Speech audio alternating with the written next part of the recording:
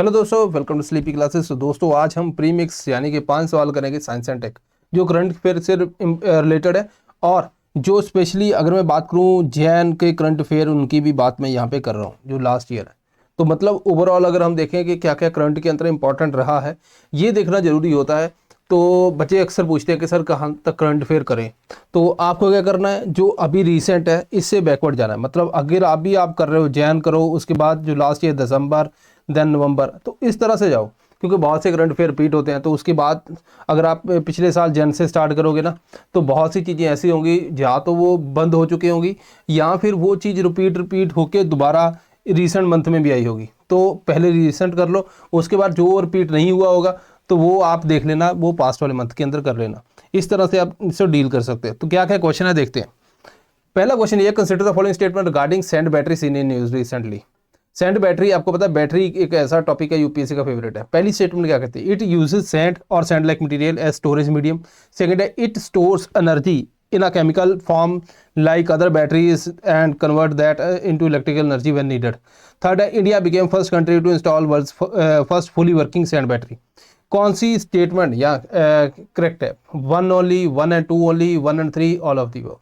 तो यहाँ पे आप इसको स्टॉप करके यहाँ पे आंसर दे सकते हो। तो अगर हम देखें सैंड बैटरी का जो हमने कंसेप्ट ऑलरेडी पढ़ा भी हुआ है, यहाँ पे बताऊंगा। देखो अलग अलग चीज़ें होती हैं कि हम केमिकल एनर्जी के अंदर भी जो नॉर्मल बैटरी के अंदर एनर्जी स्टोर करते हैं, है ना। सोलर सेल है, उसके साथ भी बैटरी कनेक्टेड होती है। तो अलग अलग तरह से हम बैटरी के अंदर जो है एनर्जी को स्टोर करने की कोशिश करते हैं। यूरोप के अंदर अगर आप बात करें तो रीन्यूएबल एनर्जी किसी टाइम पे बहुत ज़्यादा जनरेट करती है, उस टाइम पे इतनी ज़रूरत नहीं होती। बाद में सर्दियाँ आ जाती हैं तो उस टाइम पे फिर आपको जो हॉट वाटर की ज़रूरत होती है, तो वो कैसे पूरा किया जाए, उसके लिए सैंड बैटरी की यहाँ पे बात हो रही है। सैंड बैटरी की अगर बात करें तो पहला के स्टोरेज मीडियम सैंड है, नाम से पता चल रहा है, राइट। तो ये ऐसा थोड़ी कि ये सैंड बैटरी है तो ये सैंडविच में स्टोर करेगी, है ना। तो ये बेसिकली सैंड ही है, तो नाम से पता चल रहा है, इसके अंदर कोई दिक्कत नहीं है, ठीक है। सेकेंड है, it stores energy in the form of chemical, ये गलत है। यहाँ पे थर्मल एनर्जी की फॉर्म के अंदर ये स्टोर करती है, तो ये सेकंड स्टेटमेंट इनकरेक्ट है। थर्ड तो वैसे ही इनकरेक्ट है, राइट। तो यहाँ पे अगर आप देखोगे तो पहली स्टेटमेंट सही है।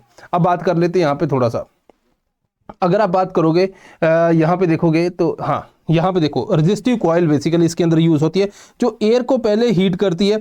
अब एयर से ये जो है ना सैंड होती है इस बॉक्स के अंदर पूरी सैंड, तो ये सैंड को हीट करने लग जाती है। उसके बाद क्या होता है कि जब जरूरत पड़े उसके बाद हम यहाँ से क्या करेंगे, एयर वाटर का एक्सचेंज करते हैं, हीट एक्सचेंज होता है, गर्म पानी आ जाता है और घरों को ये सप्लाई हो जाएगा। इस तरह से ये बेसिकली काम करती है। इसके अलावा दोस्तों संभव 2 जो प्रीलिम्स क्रैश कोर्स है, आपको पता है कि क्रैश कोर्स एक ऐसा टाइम होता है कि जो हमें एक डिसिप्लिन के अंदर वहाँ पे भेजता है कि हम भी डिसिप्लिन रहें।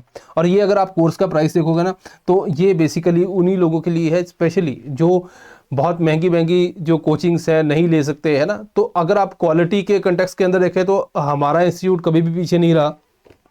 क्वालिटी हम पूरी कोशिश करते हैं कि अपनी तरफ से बेस्ट दें।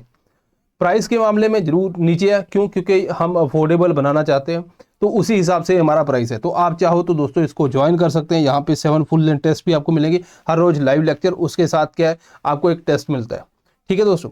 देन सेकंड क्वेश्चन देखिए, consider the following statement regarding bone ossification test seen in news recently. Bone ossification again एक इंपॉर्टेंट चीज है। कोर्ट के अंदर भी क्या होता है कि जैसे एज है, कोई मान लीजिए किसी ने क्राइम किया तो वो कहता है कि नहीं मैं 18 साल से छोटा हूँ या बड़ा हूँ, उसके बेस के ऊपर आपको पता है कि जो उसको पनिशमेंट मिलनी है वो बहुत फर्क आ जाता है। तो ये एज डिटरमाइन करना बहुत जरूरी रहता है, राइट।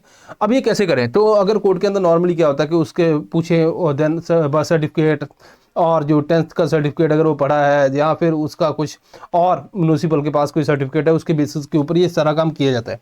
बट कभी कभी क्या होता है कि बंदा झूठ बोल देता है, राइट। कभी कभी क्या, ज़्यादातर बोलते ही फिर अगर जो एज के आसपास हो, तो उस केस के अंदर हम साइंटिफिक मेथड भी यूज़ कर सकते हैं। उनमें से एक है बोन ऑसिफिकेशन टेस्ट, और भी टेस्ट है मैंने आपको ऑलरेडी करवाए हुए हैं। अब यहाँ पे क्या है कि ये बोन ऑसिफिकेशन टेस्ट जो है ना, ये बेसिकली आपकी बोन, जैसे आप बच्चा है, बच्चा ऐसे लगता है जैसे रबड़ का बना है ना, कि मतलब वो बेड से गिर जाए तो उसके चोट नहीं लगती, उसकी बोन काफ़ी सॉफ्ट होती है, फ्लेक्सिबल होती है। बट हमारे अगर गिर जाए तो हम फिर उठ नहीं पाते, है ना। ये इसलिए क्योंकि वहां पे जो बोन पूरी फॉर्मेशन नहीं हुई, राइट, धीरे धीरे हार्डन होती है, कैल्सिफिकेशन होती है। तो बोन ऑसिफिकेशन होता है बेसिकली फॉर्मेशन ऑफ बोन।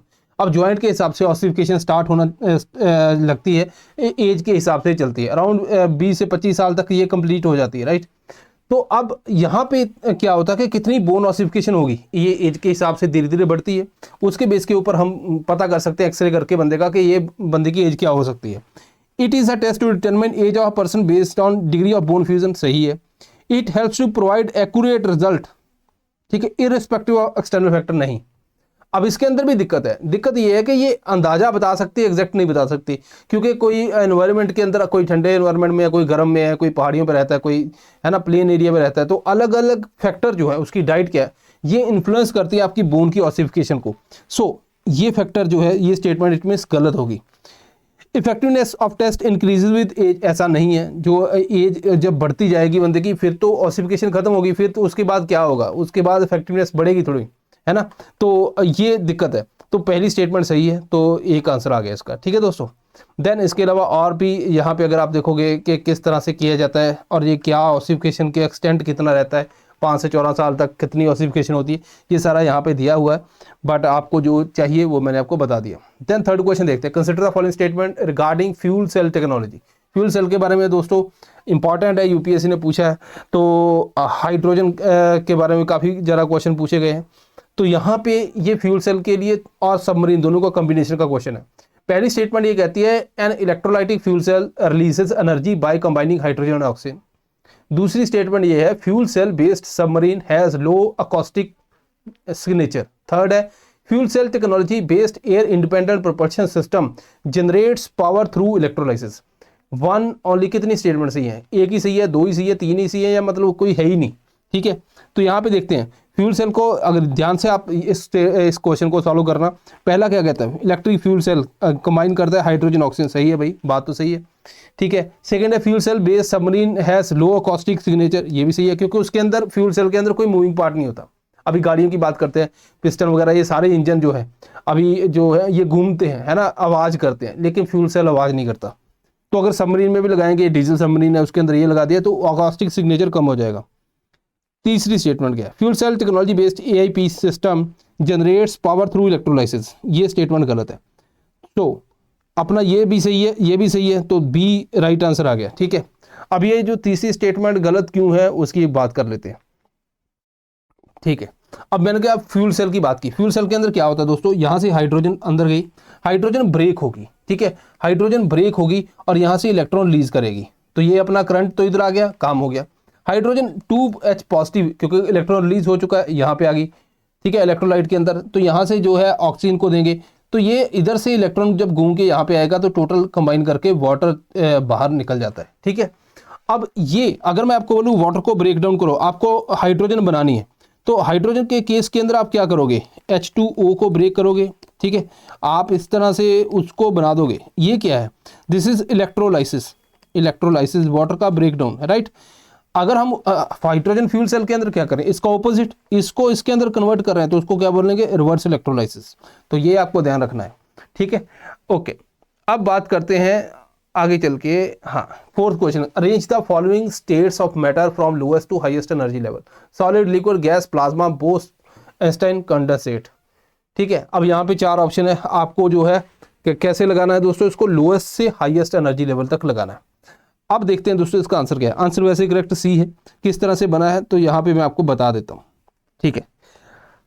अगर हम आइस की एग्जांपल लेते हैं, है ना, समझ आएगा। आइस है, आइस सॉलिड है, राइट। सॉलिड को आप क्या करते हो, हीट करते हो, हीट मतलब आपने उसको एनर्जी दी और ये कन्वर्ट हो गया लिक्विड के अंदर। लिक्विड को आपने फिर हीट किया, ठीक है, मतलब आपने एनर्जी और ऐड की, ये बन गया गैस के अंदर।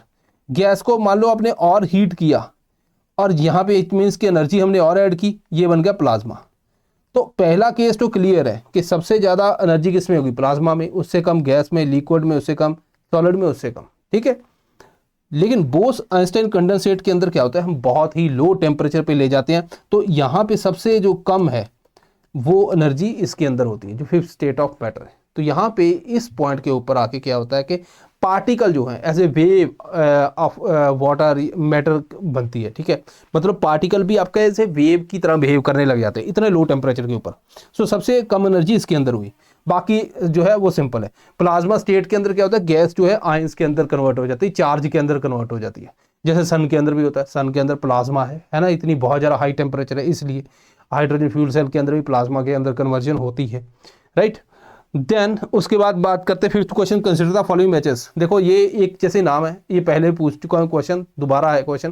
Project Netra, missile tracker, try Netra detect debris, Sindhu Netra satellite, यहाँ पे कितनी जो पेयर है या मैचेस हैं वो सही है।